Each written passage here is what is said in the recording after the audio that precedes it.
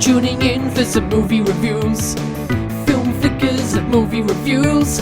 Let's hear those movie reviews.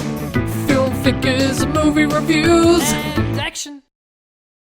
Hello Flickers, and today we are looking at the 2008 kind of zombie horror PontyPool, starring Stephen McHattie, Lisa Hall and Georgina Riley. Directed by Bruce MacDonald and written by Tony Burgess, who also did the novelisation of this as well. So he did the script right after the novelisation, which is interesting. The film resolves, as I said, it's a zombie film, but it's got a kind of interesting take on the whole zombie genre. In this case, it's not a disease as such. It's a virus that is spread through words. So certain words will gain a virus, and if they're said to certain people, they'll start repeating them, and the brain will kind of go in a loop until it sort of resets itself into a mindless killing machine. I kind of like the concept. Yeah, I think that the premise of it is good, and I think it would have been great as a novel. We haven't read the book, so we don't know.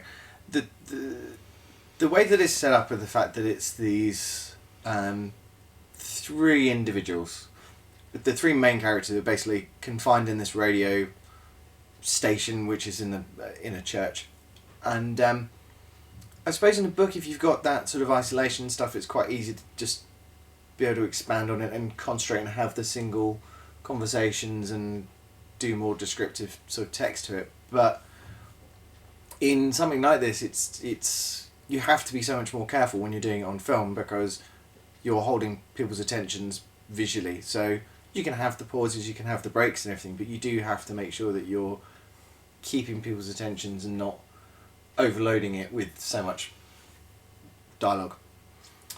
This there was a lot of dialogue. this really does lead into the first of the, unfortunately, several issues that are present in this film, and that is because it's based around a radio station. They do attempt to make a lot of the exposition happen in the style of a radio announcer, and there's a very long bit at the beginning of the film which makes absolutely no sense, no matter how many times you watch it.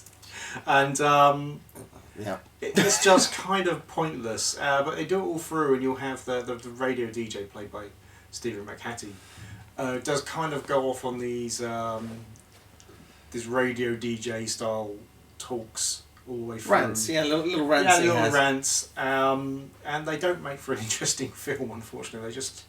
They make for a very, very good impersonation of a radio DJ, and he does a very good job of that. But he does. He's got a good voice for it. He's got a very good voice for it, and that comes across very well. So casting wise, it's brilliant. He's on point for that.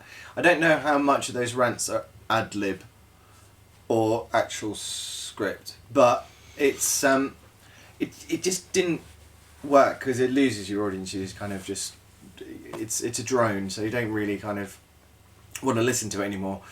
And there was a lot of exposition in this as well, a lot.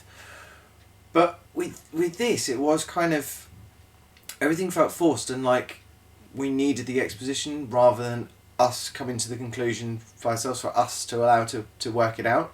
And that would have been cool. I would have really liked to sort of try and figure out what was happening and stuff, and feel the fear of the people trapped in the room. Like, you had good voiceover actors who were brilliant at bringing across other parts of the town that it was happening in, because you never saw outside, other than the first scene when he's driving along, but other than that, everything else is just contained within this radio station, which could have been brilliantly done, but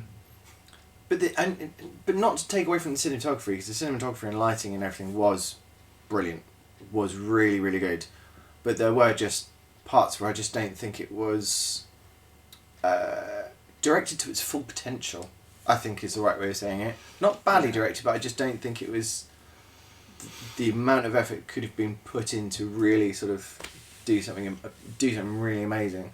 The directing wasn't too bad. The acting wasn't terrible. It wasn't great, but it wasn't terrible. But the biggest problem with this was that it felt like a book. And that's fine, it came from a book, but because it felt like a book, there wasn't any kind of visual tension. You heard all these things happening, but you never really felt like they were actually happening. Yeah. You never felt that the people in the booth were in any real kind of danger, even when the zombies broke in. Yeah. So it's kind of, and that was the biggest issue. All you really had were a group of people sitting in one location, kind of talking, and that was what most of the film felt like. And I do understand from a screenwriter's point of view how difficult it is to go from a novelisation to a screenwriting, because a lot of authors, they have some really beautiful moments in there and they really want to have those put into the film.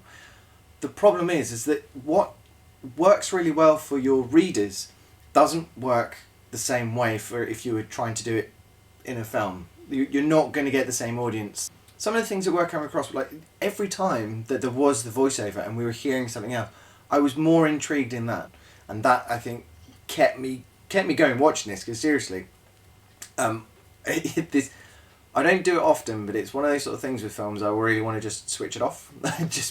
There's only one film that I've done I think it was 5 minutes I lasted, and that was Moulin Rouge. I lasted 5 minutes off. That was I don't think I've ever done that with any other film. I've tried to give as much as I possibly can. So with this, it was definitely those little moments that kept me going, kept me watching.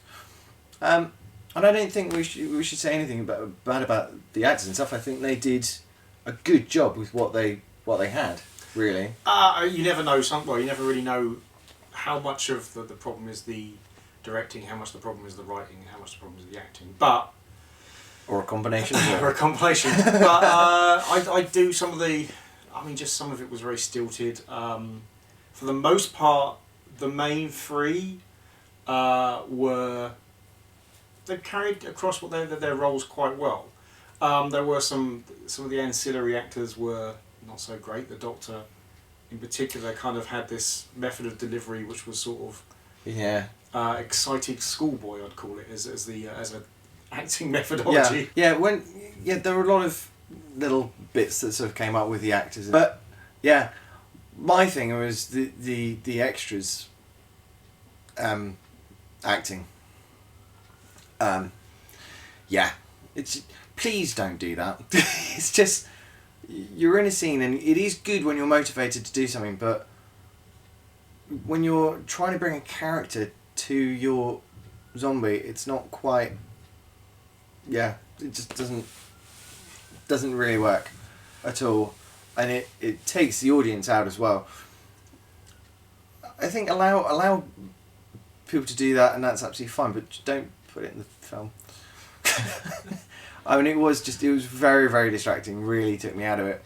Well, I mean, the whole idea, the idea behind this virus that gets transferred via words was brilliant. I really do love it, but the execution was just utterly appalling. The writing was terrible. I mean, if the book's good, I wouldn't be surprised, because I think the guy is plainly an author rather than a screenwriter. The acting wasn't terrible. The effects weren't bad. There wasn't enough action. What action there was didn't really go anywhere, and you couldn't really feel for any of the characters because they didn't really come across in any kind of way. A lot of the attempts at humanising them was really forced. Yeah, I mean, that's what you get from the writing, is the fact that these characters are established in the book, and you can do that. You can establish them and you can flesh them out in the book and everything, but with film you really have to shorten that down and give them the real specific title. But as far as this goes, I'd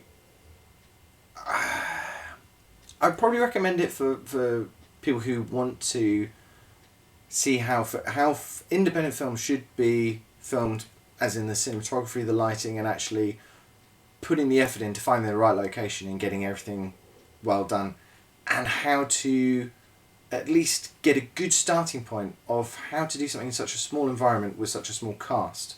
This is a really good sort of platform for you to kind of look at. For people who are regular movie goers and film watchers, no, I probably wouldn't recommend it. For me, yeah. I would say if you can get it for free and you want to and you want to see a genuinely unique take on the zombie genre, or like a quid. or Or a dollar. maybe £1 at most, yeah. Yeah. Then I'd say take a look at it. Don't go and buy it. It's not. It really isn't worth it. It's not a good enough film to warrant putting in a collection anyway. No, I wouldn't suggest that. No. But anyway, yeah. Yeah. I don't think we should say anything else about it. Cool. Well, thanks for watching. Bye, Flickers. Bye. Thanks for watching the video, and if you did like it, then please hit the like button, and if you want to see more from us, then please hit subscribe. And don't forget to leave a comment below, and if you've got any suggestions for films that we should be reviewing in the future, please leave us a nice little message. Oh, and check out our previous videos.